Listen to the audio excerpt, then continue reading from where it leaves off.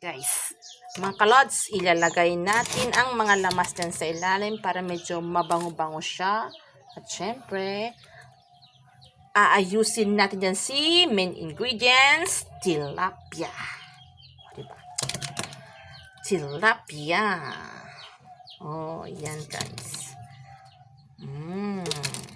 Arrange natin siya dyan para maganda ang kanyang magiging itsura.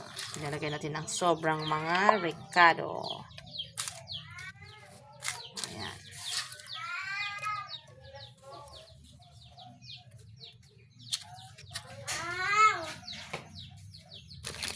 Andyan si paminta. Paminta. At syempre, ilalagay natin si magic sarap. Konti lang ang magic sarap.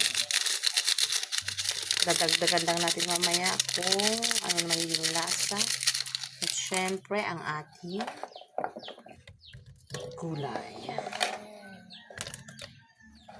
na okra. Sabay-sabay ko na yan guys para magiging masarap ang magiging kalalabasan. Hindi siya ma-overcook mamaya ang gulay. At syempre, ang kanyang pampaasim, suka. Pure suka lang tayo guys.